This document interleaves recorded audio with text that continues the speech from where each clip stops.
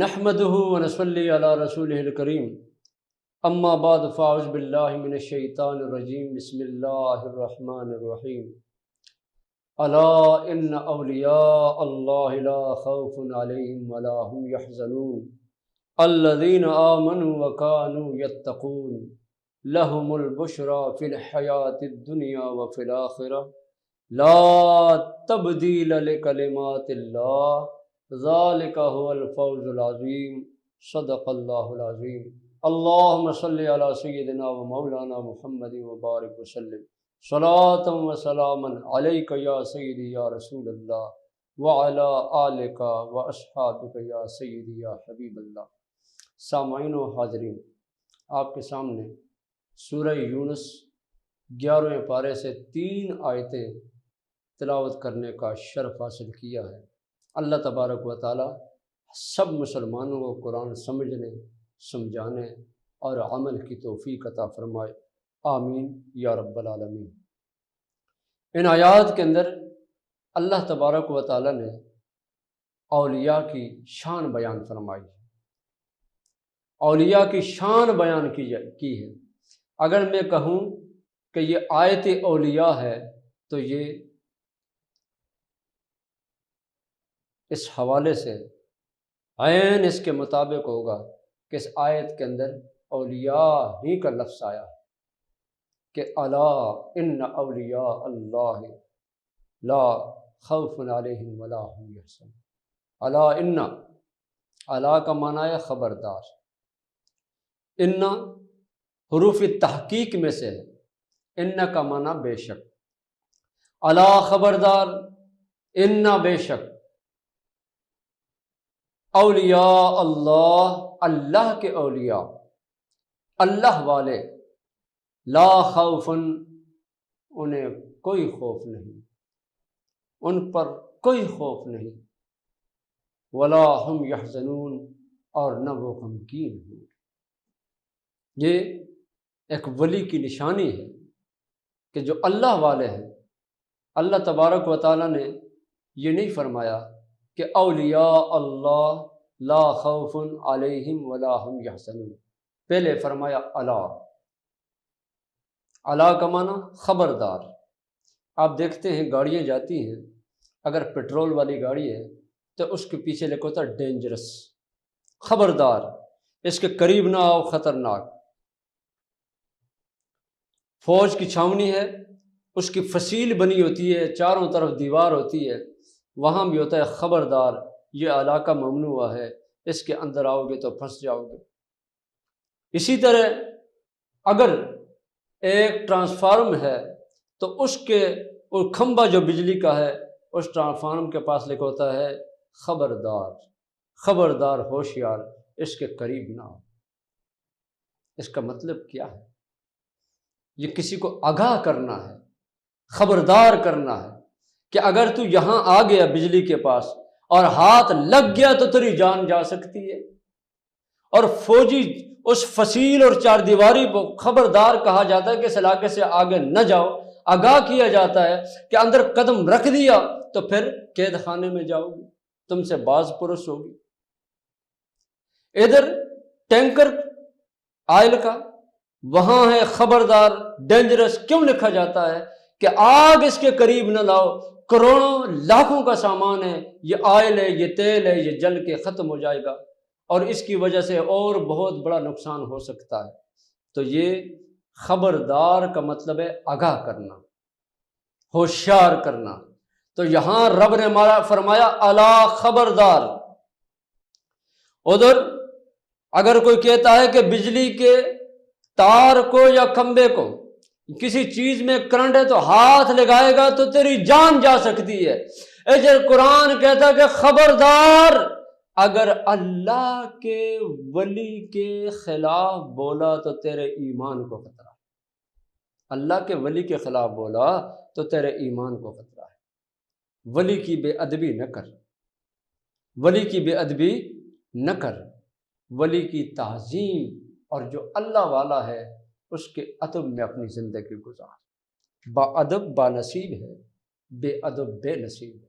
لیکن یہاں الا کے بعد پھر انا فرمایا، الا خبردار، ان بے شک، کتنا ادب اور کتنی تعظیم ہمیں کرنی چاہیے اولیاء کی، کہ قرآن ایک ولی کو مقام، اولیاء کو مقام یہ دیتا ہے کہ ان کے لیے الا خبردار، ان بے شک، اس کے بعد فرمایا اولیاء اللہ، الا ان اولیاء اللہ لا خوف علیہم ولا هم یحزنون، خوف آنے والے کسی چیز سے ہونا، اس کو خوف کہتے ہیں، کچھ پیچھے رہ جائے اس کو غم کہتے ہیں۔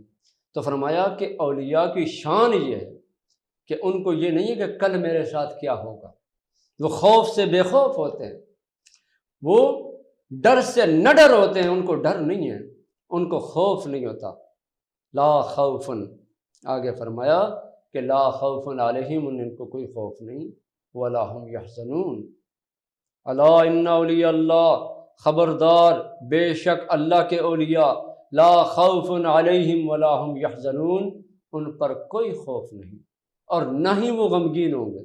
ان کو یہ نہیں ہے کہ میری جائیداد رہ جائے گی تو کیا ہوگا، میرے پاس اتنا بینک بیلنس ہے رہ جائے گا تو کیا ہوگا، میرے بچے یہ ہیں یہ رہ جائیں گے تو کیا ہوگا، نہیں، اس کو صرف ایک خوف رہتا ہے کہ میرا رب نہ ناراض ہو جائے، اللہ کے رسول کی ناراضگی نہ آ جائے۔ اللہ کے ولی کی شان یہ ہے کہ ان کو اگر خوف ہے تو اللہ کی ناراضگی کا خوف، خوشی ہے تو اللہ کی رضا میں خوشی ہے، بس باقی سب چیزیں اس کے لیے ثانوی حیثیت رکھتی ہے۔ پھر اللہ کا ولی کون ہے؟ اب یہ اولیاء اللہ ہیں کون؟ آگے قرآن خود وضاحت کرتا ہے، سورہ یونس، الذین آمنوا وکانوا یتقون، پہلے فرمایا الذین آمنوا، اللہ کے اولیاء وہ ہیں جو ایمان لائے، الذین آمنوا، وہ جو ایمان لائے، وکانوا یتقون، اور تقوی رکھنے والے، کلمہ پڑھا ہے پھر اپنی نہیں چلی، پھر کلمے والے کی چلتی، کلمہ پڑھ لیا پھر اپنا سب چھوڑ دیا، ہاتھ ہے تو اللہ کی مرضی سے اٹھے گا، پاؤں ہے اللہ کی مرضی سے چلے گا، زبان ہے اللہ کی مرضی سے چلے گی، پھر وہ اپنی زندگی کو گزارتے ہیں تو اپنی مرضی کے مطابق نہیں، اپنی زندگی گزارتے ہیں تو اپنے کسی دنیا میں کسی کے خوف کی وجہ سے ان کی اطاعت میں نہیں گزارتے، اس دنیا والے کی اطاعت میں نہیں گزارتے، اگر وہ گزارتے ہیں تو اللہ تعالیٰ اور اللہ تعالیٰ کے رسول کی اطاعت میں زندگی گزارتے ہیں۔ ایمان، پھر ایمان کے بعد تقوی، ایمان کے بعد پھر خوف الہی۔ اللہ تعالیٰ سے خوف کا مطلب یہ ہے کہ وہ کام جس سے اللہ ناراض ہو، اس سے بچنا۔ تو الذین آمنوا وکانوا یتقون، اللہ کے اولیاء وہ ہیں جو ایمان لائے اور متقی اور پرہیزگار اور تقوی میں اپنی زندگی بسر کرنے والے۔ پھر کیا ملتا ہے ان کو؟ جو اللہ کے اولیاء ہیں، جو تقوی والے ہیں، خوف خدا رکھنے والے ہیں، اچھائی میں، نیکیوں میں، پرہیزگاری میں اپنی زندگی گزارنے والے ہیں، پھر ان کو ملتا کیا؟ لا لہم البشری فی الحیات الدنیا وفی الآخرہ، رب اعلان فرما رہا ہے، قرآن کریم ایسے متقی اور پرہیزگار لوگوں کے لیے قرآن کریم یہ ارشاد فرماتا ہے کہ لہم البشری، ان کے لیے خوشخبری ہے، فی الحیات الدنیا، دنیا کی زندگی کے اندر، والآخرہ، اور آخرت کی زندگی کے اندر، کہ جو بندہ نیک ہے اللہ تبارک و تعالی اس کو دنیا میں بھی خوشیاں، آخرت میں بھی خوشیاں، دنیا میں بھی اچھائی، آخرت میں بھی اچھائی، دنیا میں بھی بلائی، آخرت میں بھی بلائی، دنیا میں بھی خوشخبری اور آخرت میں بھی اللہ تبارک و تعالیٰ ان کو خوشخبری عطا فرماتا ہے اور خوشخبری دیتا ہے، ان کے لیے خوشیاں ہی خوشیاں ہیں۔ پھر کیا ان کو خوشی مل گئی؟ کیا وہ خوف سے بے خوف ہو گئے؟ کیا وہ غم نہیں کرتے؟ کیا ساری اچھائیاں ان کا مقدر بن گئی؟ یہ جو قرآن کریم میں ان آیتوں میں آیا، 2 آیتوں میں، اللہ تعالیٰ فرماتا ہے لا تبدیل لکلمات اللہ، اللہ کی باتیں نہیں بدلتی، اللہ کا کلام نہیں بدلتا۔ رب نے فرما دیا خوشخبری ہے تو خوشخبری ہے، رب نے فرما دیا کہ یہ خوف سے بے خوف ہیں تو بس وہ خوف سے بے خوف ہیں۔ لا تبدیل لکلمات اللہ، اللہ کے کلمات نہیں بدلتے، اللہ کا کلام نہیں بدلتا۔ ذالک هو الفوز العظیم، اور یہ خوف سے بے خوف ہونا، غم کا نہ ہونا، ایمان پختہ ہونا، نیکی پرہیزگاری میں زندگی کا گزرنا، پھر دنیا میں خوشخبری آخرت میں خوشخبری، رب کریم فرماتا ہے ذالک هو الفوز العظیم، یہ ایک بہت بڑی کامیابی ہے۔ میرے دوست، کسی کی کامیابی کی گواہی اس کا باپ دیتا ہے، کسی کی کامیابی کی گواہی اس کا بھائی دیتا ہے، کسی کی کامیابی کی گواہی اس کا رشتہ دار دیتا ہے، کسی کی کامیابی کا گواہی اس کا دوست دیتا ہے، لیکن قربان جائیے اللہ کے ولی کی شان، اللہ کے ولی کا مقام اور مرتبہ، کہ اس ولی کی کامیابی کی گواہی اللہ کا قرآن دے رہا، اللہ کا قرآن گواہی دے رہا ہے کہ یہ بندہ کامیاب ہے، یہ بندہ کامیاب ہے۔ اور صرف کامیاب ہے، صرف کامیاب ہے نہیں، فرمایا ذالک هو الفوز العظیم، یہ بہت بڑا کامیاب ہے، یہ بہت بڑی کامیابی ہے۔ تو آپ اندازہ لگائیں، اللہ تبارک و تعالیٰ نے فرمایا قل متاع الدنیا قلیل، اے حبیب آپ فرمائیے یہ دنیا قلیل ہے، یہ دنیا تھوڑی ہے۔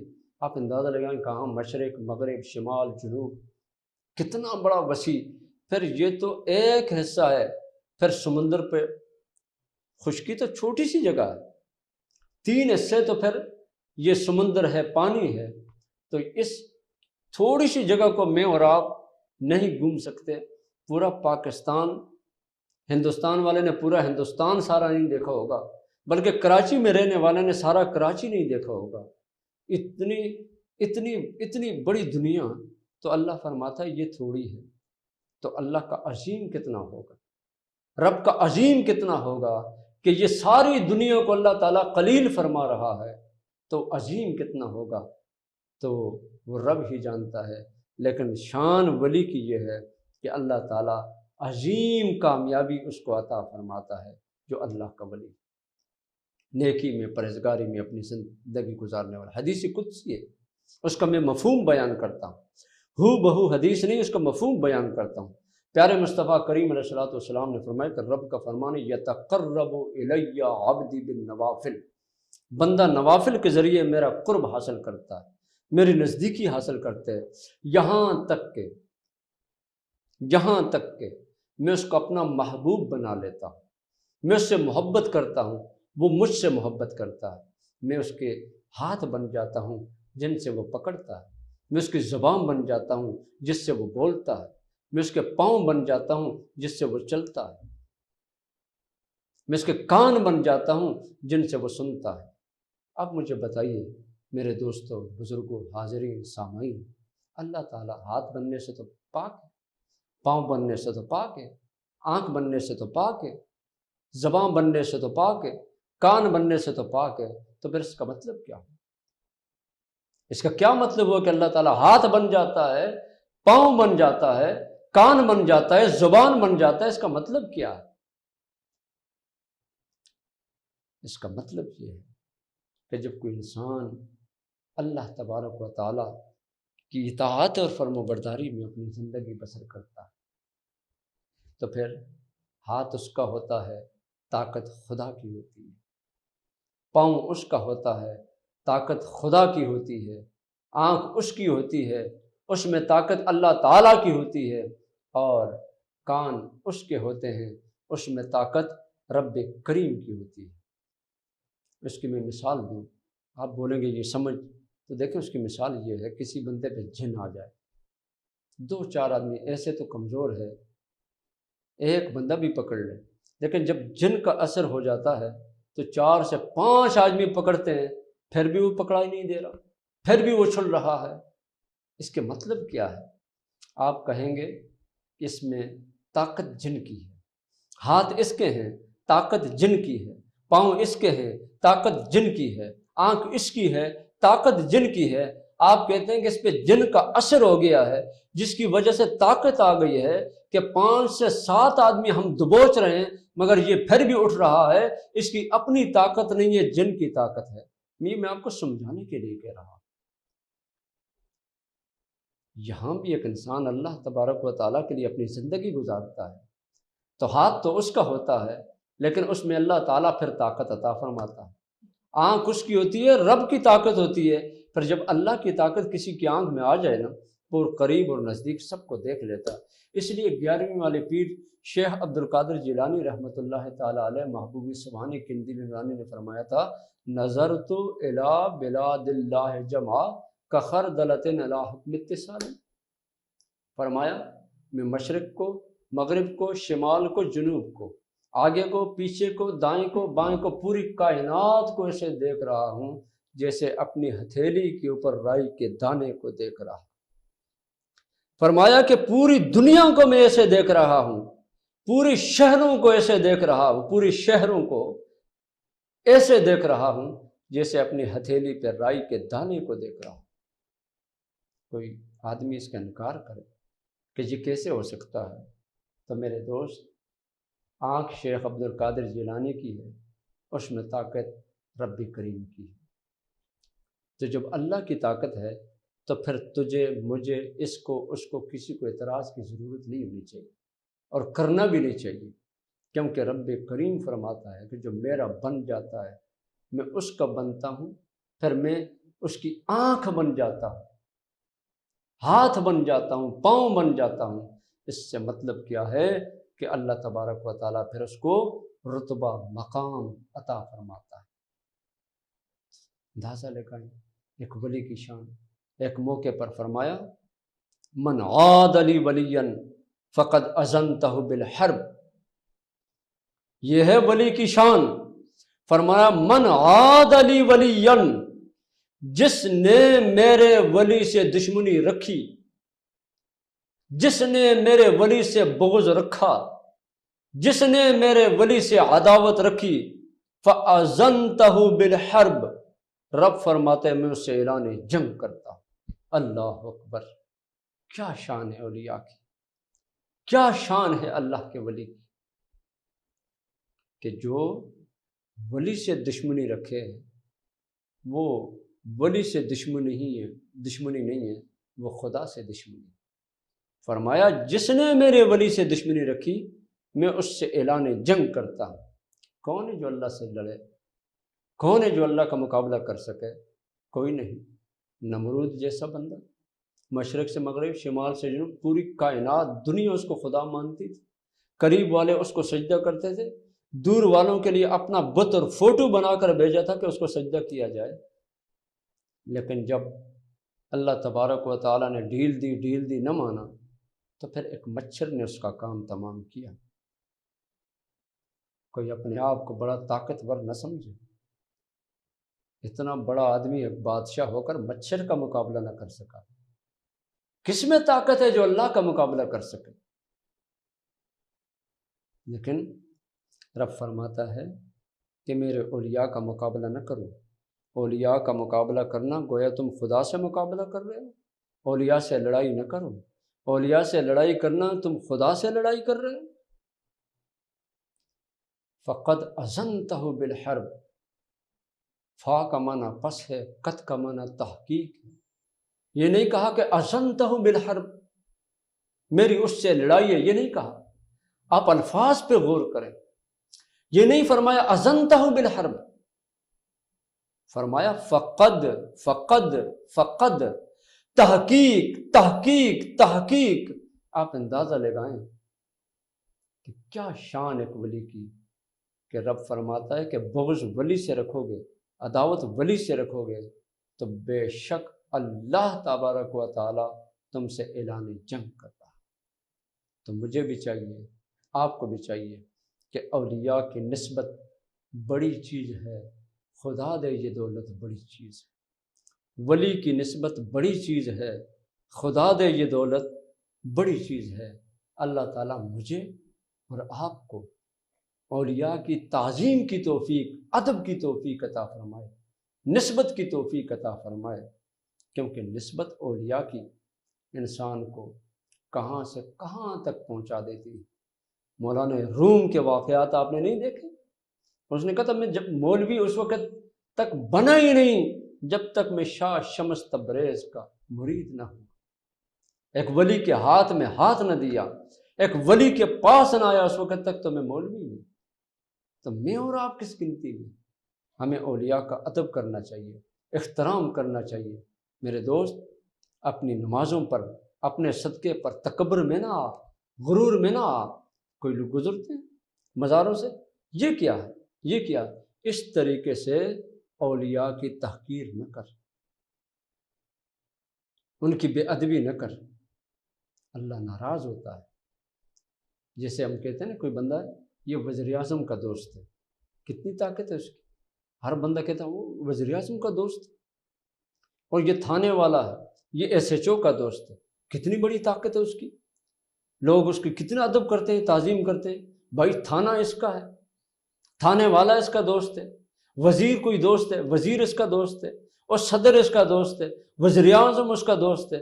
مجھے بتائیں جو صدر کا دوست ہے وہ تو بڑا کچھ کر سکے، وزیر اعظم کا دوست ہے اس کے بڑا مقام ہے، بڑا کر سکے، تو میرے دوستو جو اللہ کا دوست ہے اس کا مقام کیا ہو؟ جو اللہ کا دوست ہے اس کا کیا مقام اور کیا مرتبہ ہوگا؟ تو مجھے اور آپ کو اللہ کے اولیاء کی تعظیم، ادب و احترام کرنا چاہیے کہ یہ اللہ والا ہے، ان کی نسبت اللہ سے ہے، ان کا تعلق اللہ سے ہے، ان کا تعلق اللہ سے ہے، یہ ساری زندگی اپنی گزارتے ہیں تو اللہ تعالیٰ کی اطاعت و فرمانبرداری میں گزارتے ہیں۔ اس لیے رب کریم نے ان کو یہ مقام دیا ہے کہ جو ان سے بغض رکھے تو وہ اللہ سے جنگ کرنے والا ہے، جو ان سے لڑائی کرے گویا وہ اللہ سے جنگ کرنے والا ہے۔ اللہ تعالیٰ کی اس سے لڑائی ہے تو اللہ تعالیٰ سے کوئی لڑ نہیں سکتا، رب سے کوئی جنگ کر نہیں سکتا۔ تو یہ اولیاء کے حوالے سے چند باتیں میں نے آپ کی خدمت میں عرض کی۔ اللہ تعالیٰ مجھے اور آپ کو اولیاء کی فرم برداری میں زندگی بسر کرنے کی توفیق عطا فرمائے۔ باقی انشاءاللہ آئندہ آپ کی خدمت میں عرض کیا جائے گا۔ آمین یا رب العالمین۔